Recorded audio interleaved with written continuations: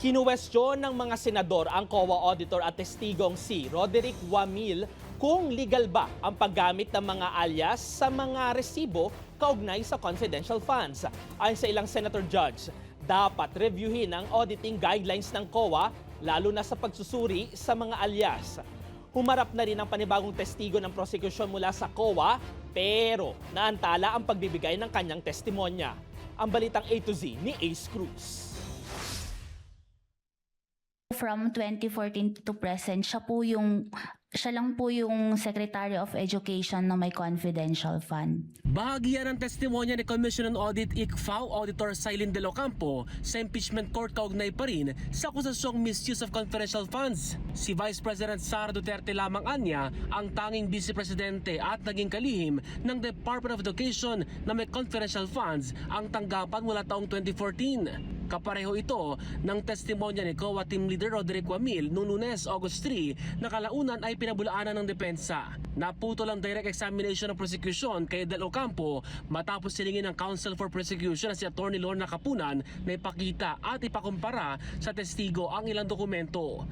Pero may ilang pagtutol ang depensa. These documents that they marked are incomplete. Hence, they will not truthfully reflect, Your Honor, what the document is.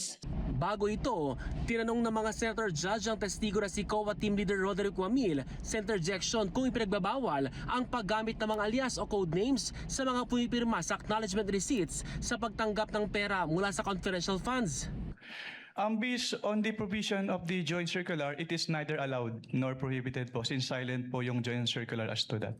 Pero Hindi ko po siya masasabing in standard practice since ito po yung kauna-unahang beses na puro AR po yung sinamit sa amin.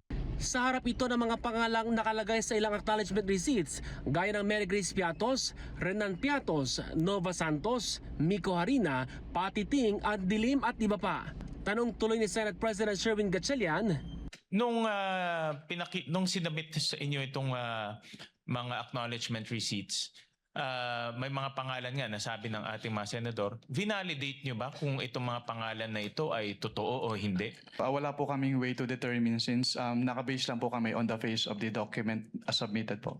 Tanong pa ni Senator Judge Panfilo Lacson. Wala ba kayong efforts na alamin kung sino yung mga nasa likod ng mga aliases na sinabit sa inyo? Since document-based lang po kami, Your Honor, hindi na po. Gate ng Senator Judge, bitin ang pag-audit ng COA kung hindi ito magsasagawa ng physical audit kahit marapat anyang mabago na ang regulasyon pagdating sa auditing. Sa Lunes, August 10, ipagpapatuloy ang impeachment trial. Para sa Balitang A to Z, Ace Cruz.